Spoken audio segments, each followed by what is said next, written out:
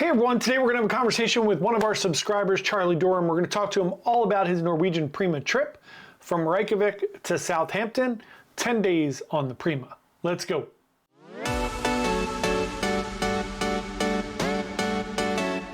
Hey everyone, John here from Byte Size Cruises. Welcome back to the channel if you're brand new here. Thanks so much for coming to check us out. We're a travel agency. All we're trying to do here is give you the best information possible so you can plan and go on an amazing cruise vacation. So once a month or so, we speak with some of our clients and subscribers and we talk to them about trips that they have gone on and we get their viewpoint rather than just hearing it from us as travel agents. So today, again, we're going to talk to Charlie, who went on the Norwegian Prima in June. It was a 10-day sailing out of Reykjavik to Southampton. He had a great time. He took two of his daughters on this trip with him. So let's get into our conversation. All right, everyone, we are here talking to Charlie today. We're going to be talking about Charlie's trip on the Norwegian Prima. So first up, Charlie, tell us a little bit about yourself. How long have you been cruising? Oh gosh, well, I did a couple of cruises many years ago, but really in the last few years, actually had a car accident a couple of years ago, 2.5 years ago or so, and kind of woke up and said, I need to do some more traveling because who knows if you're going to be here tomorrow. So been trying to do as much as possible. So as I felt like it. So I think this is, I don't know, probably like a dozen cruises so far, something like that. That's awesome. Do you have a favorite cruise line or cruise ship yet? Well, I've kind of been sucked into the NCL environment. Once you make platinum with them, and then you get the couple of free meals and free laundry, and you get to skip people getting on the ship and all that. Their loyalty program has worked, but no, I've broadened my horizons here lately. So trying out a bunch of different things. MSC has probably moved to the near the top of the list, I would say. Yeah, me too, for sure.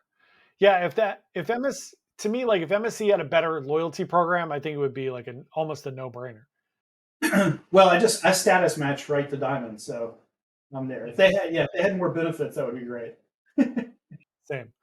All right, so let's talk about your trip. You were on the Prima. When was your cruise?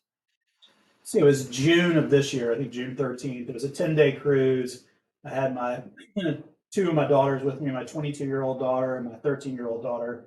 So it was kind of unique from the perspective. It was like three of us, almost like a three-generation type setup, because they each wanted to do their own thing independently of each other, even, and then me.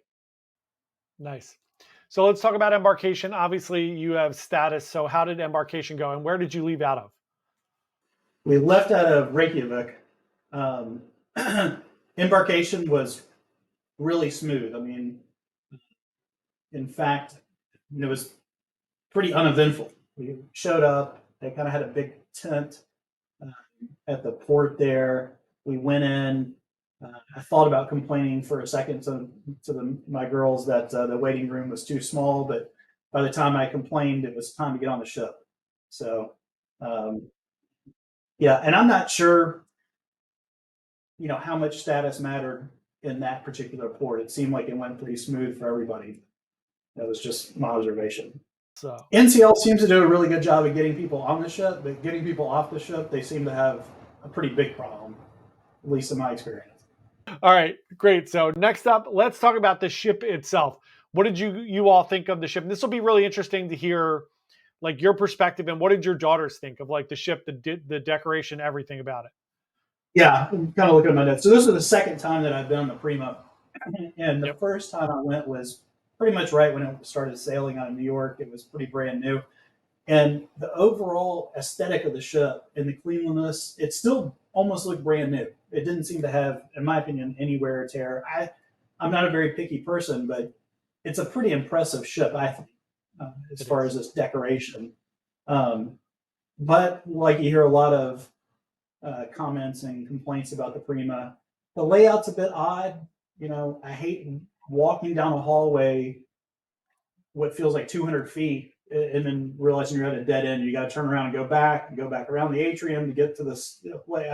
Yep.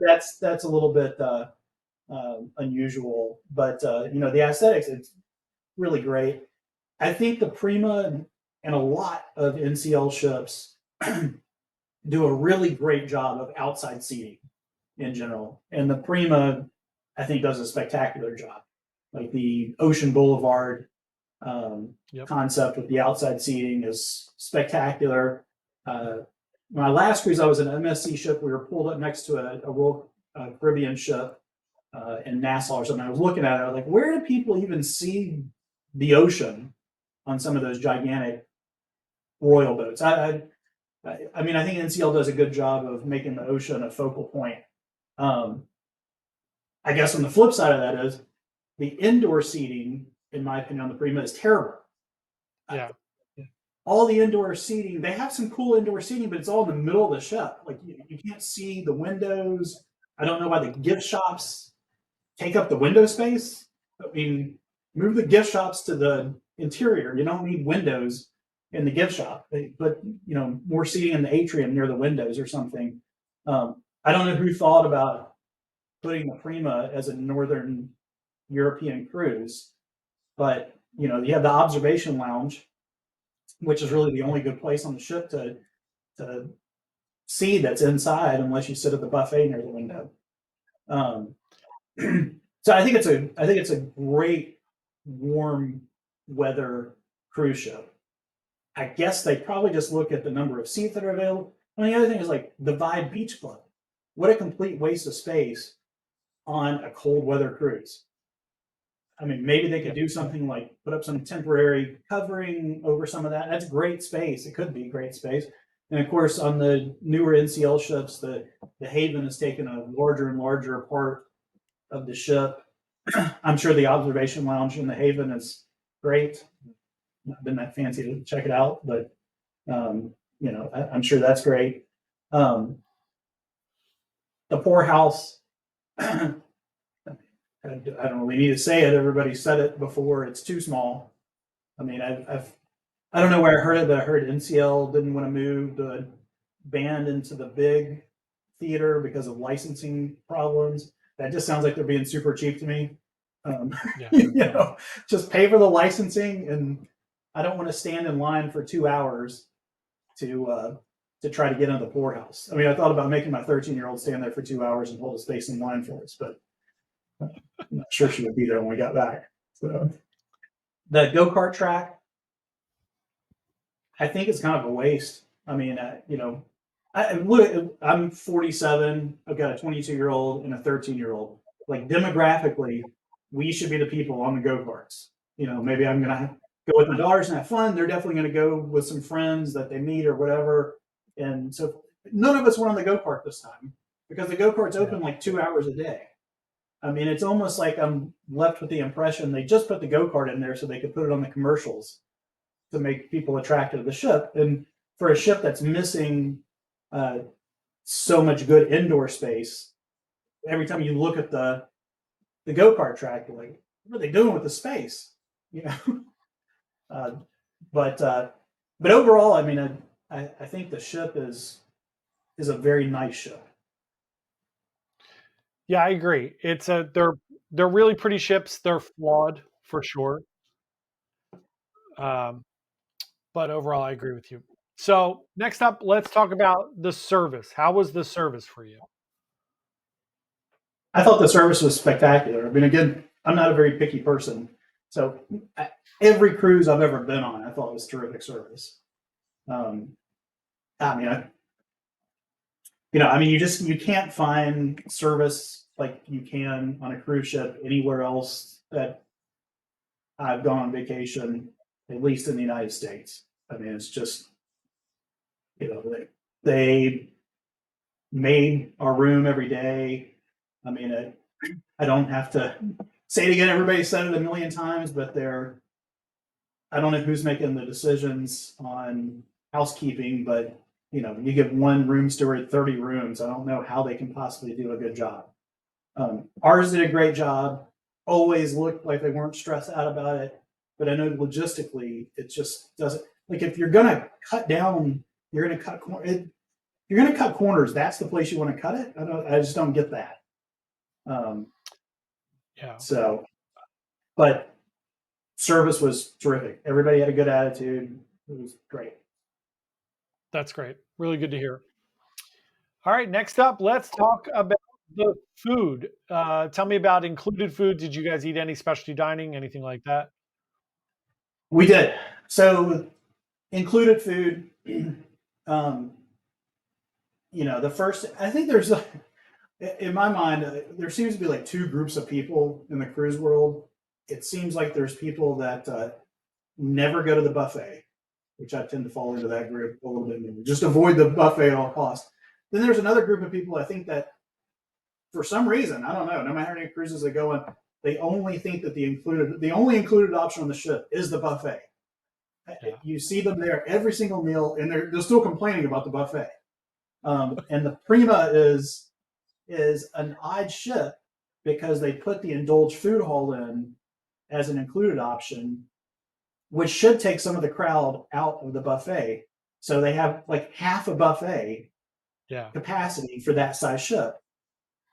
But people, again, they should probably put it in the daily guide. You can go somewhere else besides the buffet to eat, and don't complain about it if you're going to go every single meal there.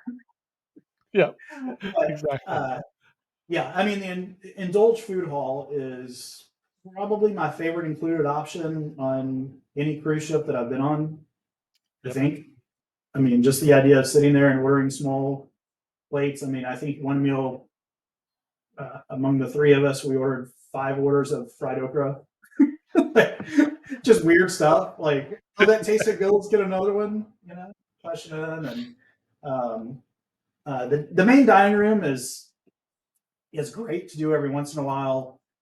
It moves further down my list every cruise that I do, not because there's anything wrong with the food, not because I don't enjoy it, but because it takes 2 hours. Yep. Um, no matter what cruise ship you're on, the main dining room, and I think it's great to do. Just realize you're going to spend a long time there Yeah. doing it. So yeah, the local on the ship is great. One caveat: I don't know if there's people listening that are fans of the local and Oceans. It's the same thing in case people don't know that. But the wings used to be great, and I don't know what's happened the past year. I heard somebody said, I don't know if it's true or not really, but I heard they took out the fryers. They don't fry the wings anymore. Now they bake them. That's what I heard. Kind of makes sense because they're not crispy anymore. That Yeah. could be the reason, but enjoy good wings. But everything at the local I like pretty much. Um, Great.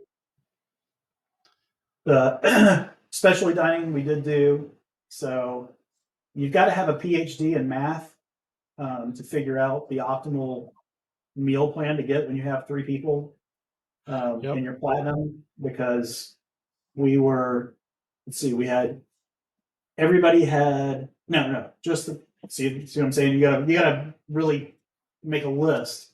So the first 2 people in the cabin have 2 specialty meals each, and then because I'm platinum, I had the coupons for 2 more specialty meals for 2 people. So Yep. went back and forth, put on Facebook, looked at Reddit, looked at all sorts of things. How am I supposed to optimize? How are we going to eat together? Yeah. We ended up getting a 2 meal package for my youngest daughter, and ended up eating 3 specialty meals. So we just paid a la carte at Los Lobos. So we ate at Perfect. Masuki the first night, which is the teppanyaki place.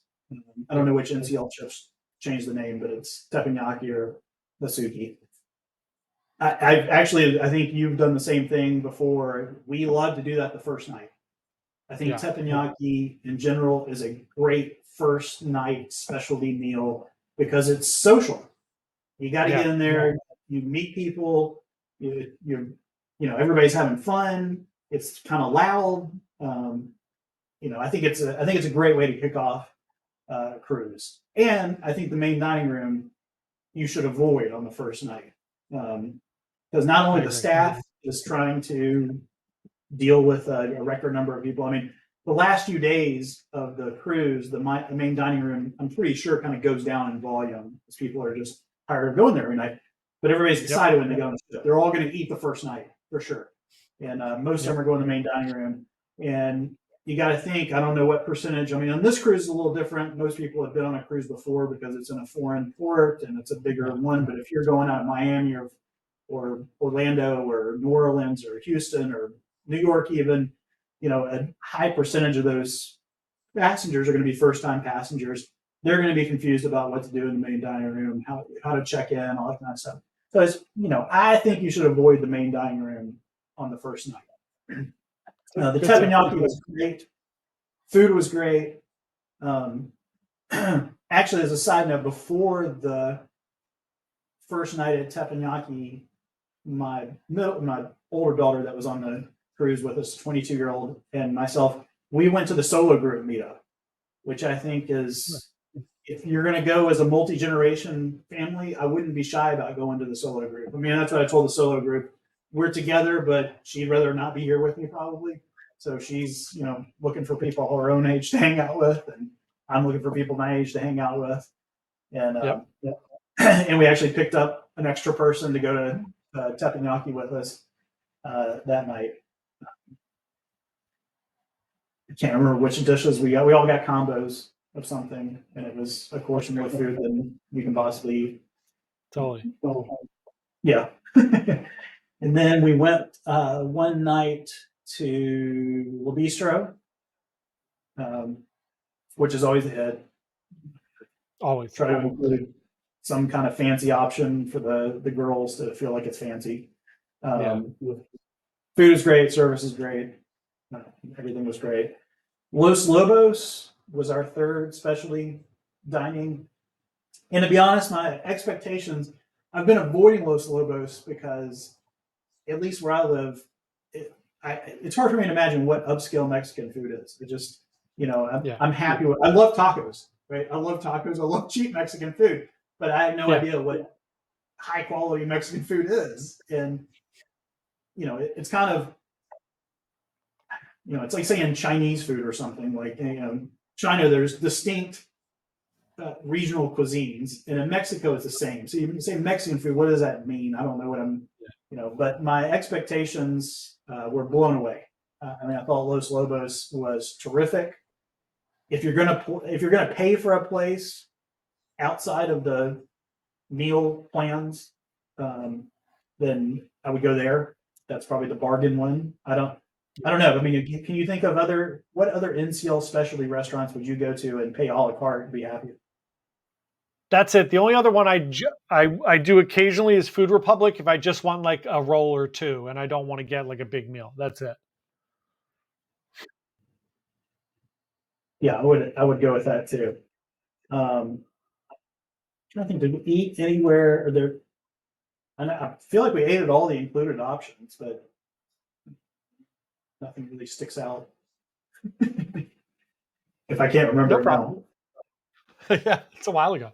All right, so let's talk about entertainment. Did you get a chance to go see all of the shows? I know we talked about the Poorhouse a little bit. What shows did you go to? Oh yeah, I saw all of them, all one of them. Yeah. I saw the Donna Summer show.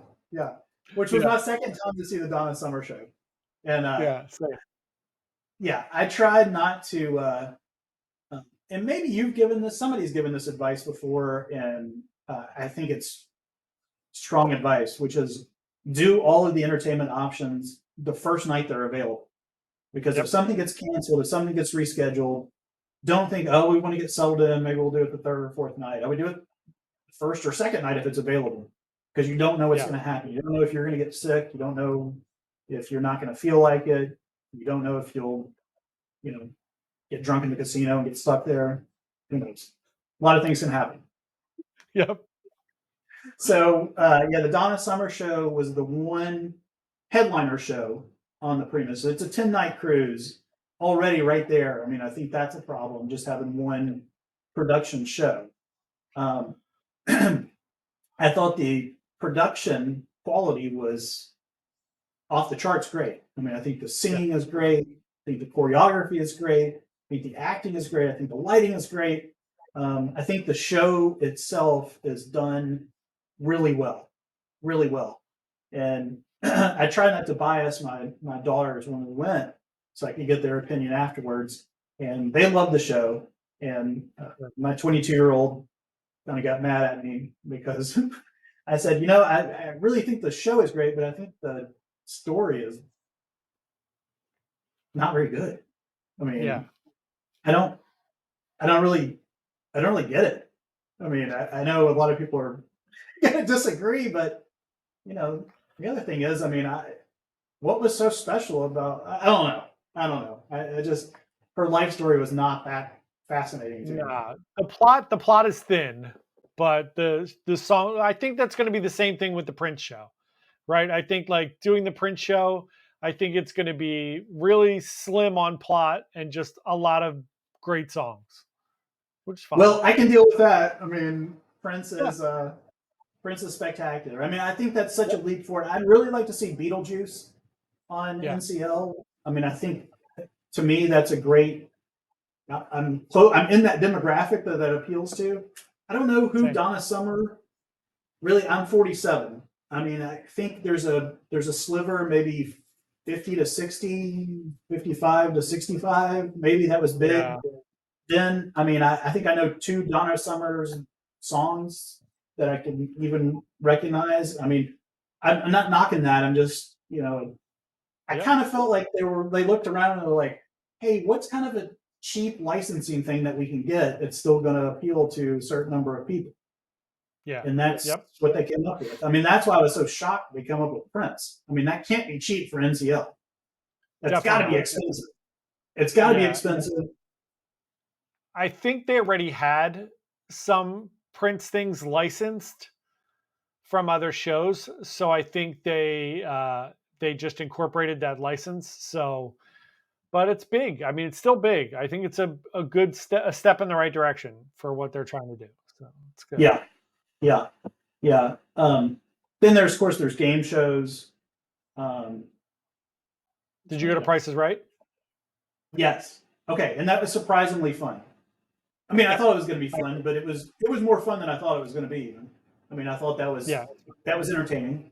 I enjoyed that, and I really like the piano players and yeah, the little trios of musicians. I like to sit there and have a drink and listen. So that form of entertainment, I think, is great. I enjoyed that. yep. Um, I was missing another production. I agree. And did you actually get into the poorhouse to see the Fleetwood Mac show, the rumor show? No, because I'm just not going to stand in line, and I just didn't. I didn't make them. I thought about making my 13-year-old do it, but I just couldn't bring myself to do it. She It's was a shame. It's a great show. It's a shame. Yeah, yeah. As soon as she found friends, she was Go on. texting me and gone. Yeah. We go on excursion and she'd be like, when are we getting back to the ship so I can see my friends? It's like a once in a Which is lifetime great. trip. Yeah. Yeah, yeah. I mean, it's great. It's great. Yeah. Yeah. I mean, All I'd be right. the same way at 13. I wouldn't be paying that much attention to the landscapes. Totally. I totally Yeah. agree. I said, let's talk about the itinerary. Where did you go and what did you think of the ports? Okay. Well, this is a bucket list cruise. I mean, this is a 10-day cruise from Reykjavik to Isafjord, I think. Let me just butcher all the names. And then over to Norway. We sailed into the Arctic Circle.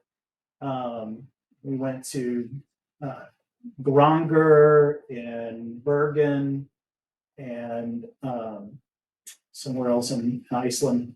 And then we went to Amsterdam, and then we went to uh, Bruges in Belgium. Um, I mean, this was 2 sea days out of 10 days, Wow. so it was Wow. pretty port intensive, Yeah. but took a lot of planning. The excursions, people's opinions vary on this, but especially when you have 3 people, but even if you have 2 people, the $50 off of the cruise, they they built that into the price. I mean, NCL's excursions, I think, are even more expensive than other cruise lines, slightly more expensive than other cruise lines. They built in that $50 in there. Definitely. So, Yep. you know, it's controversial, but if I can find a tour on Viator, I usually go with that. I know people will be like, that's crazy, don't do that. I haven't had a bad experience yet. I mean, I guess when the ship leaves me one day, I'll probably change my opinion, but I'm not too worried about that. No. So, you know, the ports were amazing. We flew into Reykjavik a couple of days early. We did the NCL Air too. I don't know if you want to talk about Oh yeah, that's great. Yeah, how was your experience with that? that. Well, so my rule of thumb has always been don't use NCL Air, which would probably still be my rule of thumb. But you know, the problem was getting from Memphis, where I am, to Reykjavik, Iceland, is not that easy and it's expensive. So Yeah. I spent a good while. I mean, I don't know how many hours combing, you know, Google Flights and looking at points deals and everything else I could try to find to get to Iceland. And the NCL price was so attractive that I just couldn't. I couldn't pass it up. It was going to be like, I forget what the price difference was for the total of three of us, but it was about $1,500 more to book the Wow. flight myself, something like that. I mean, it's for three people, and that's, you know, you're only getting the discount really on the second person. You're not getting the discount on the third person. Even with that, it was still super expensive. And I looked at all the flight pass. And it was like, there's only so many ways you can get from North America to Iceland. So Yeah. even if they give us a terrible booking, it's still got to be basically an overnight flight from the eastern U.S. to Iceland. Yeah. So how bad could it be? I lucked up. It was fine. Turned out fine. Good. You know, if anybody's listening to this, please don't take my advice and do that. You know, if you just Where book was the your air. layover? Did you have a layover? We did in Newark. Yeah, Oh, Memphis to Newark, and then yeah. And surprisingly, I mean, if you look at a map, a lot of people don't realize Iceland is not quite halfway in between North America and Europe, Yeah. but it's not really in Europe. I mean, the flight was 5.5 hours. You know, if Yeah, you're it's not going bad. to Not London, bad flight. it's 7 hours, 7.5. Even with that being said, I really like to be able to afford to do business class on every international flight because it's hard to sleep in coach. And we got there and we were all kind of miserable. And I had this big plan, telling the girls over and over and over again, sleep on the plane. We're going to stay awake all day. We're going to do a walking tour when we get there. We're going to do this. And of course, I was the first one thrown in the towel. I was like, let's go take a nap. Yeah. Yeah. And, that's really tough. yeah. That, and my advice is if you're flying from North America to Europe, do the overnight, which you're probably going to have to anyway. Try to get there mid-morning so you can check in wherever you are. Take a 2-hour nap. Don't overdo it. You know, take a quick nap so that you can then go out and do some stuff and go to sleep. And of course, in Iceland in June, your body's going to get confused because I was looking up through the window in our apartment and it was midnight and the sun's still out. Oh my So God. yeah, take your eye mask. Really, For really sure. take your eye Yeah. mask if you want to sleep. Definitely. Yeah. So, yeah. Iceland was great. Isafjordur, small little town. Highlight there was a fresh fish restaurant, a fresh seafood restaurant that on Google had a 4.9 rating, and TripAdvisor had a 5, and on Yelp had a 5. Wow. And I was like, these must be fake reviews. Nobody can get that high. I mean, what's going on here? And it was, you know, it's like well over 1,000, maybe a couple thousand reviews in Google. Oh my God. And yeah. And we made a reservation for it. They have 2 seatings for lunch. Probably one of the best meals I've ever had in my life. And it's like $35, I think, person. And that it takes a lot for me to eat at a port because I'm telling the girls all the time, we're taking snacks off the ship. We're putting them in my backpack, and I don't want to spend money on food in a port unless it's super special. Because we can go back to the ship and get something to eat, you know? Yeah. So I forked over money for this, and it was amazing. Like I would consider going if I could find a cheap flight back to Iceland. That would have to be part of what we do is go back to that restaurant. That's amazing. Yeah. So if anybody's going there, just Google it. It'll be the only 4.9 rating in Isafjord or whatever. No Icelandic people yell at me about the pronunciation, but we have whale watching in Akureyri. That was fantastic. Kind of felt like I was obligated at some point on some cruise to go whale watching, and I'm glad I did. It was great. I thought really cool. We sailed into the Arctic Circle. We made an announcement that we were in the Arctic Circle. You know, I crossed that off my bucket list of things. Geiranger is a UNESCO World Heritage Site. By the way, there's some in Iceland too. So there's plenty of bucket list things to see. And I'll comment. So when you're going into Geiranger, sort of like Alaska, and maybe you have some input here too, on cruises that you're gonna see land a lot. Like we're sailing in a fjord, which I didn't really understand exactly what a fjord was, but it's not a river. The water's not flowing, but it almost shaped like a river that funnels down into a point at some point. But when you're on a ship where you're seeing stuff and you're on a bucket list cruise, that's probably the time to splurge for a balcony if you're not normally a balcony person. Yep. Totally agree. Yeah. Geiranger is a UNESCO World Heritage Site for a reason, because it just looks amazing. Backing up for a second to Iceland, in Reykjavik, you can do tours around Iceland, around what they call the Golden Circle. And Iceland is an amazing place. It reminds me a little bit of Yellowstone. I don't know if the listeners have been to Yellowstone. You kind of almost feel like you're on another planet, with the geysers and the steam coming up from different places. And, you go look at a waterfall, kind of like standing at the Grand Canyon. My brain just froze. Like your brain can't comprehend what it's seeing. That's kind of amazing. Geiranger, a little bit of the same. You go up and you look down, and it just looks like a artificially created landscape that you're looking at. It's just, it's amazing. Yeah, and there's no substitute for being there in real life. I mean, you can't describe it. You got to experience it for yourself. I really think something kind of clicks in your brain and says, this is something special.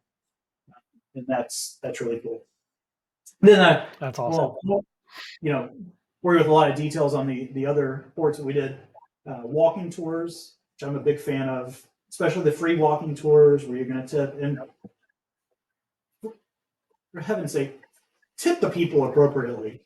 Like, we went on a small when it wasn't really booked that well, and I saw the people in front of us what they tipped, and I ended up over tipping because I was like, I'm sorry about this guy that just tipped you $5.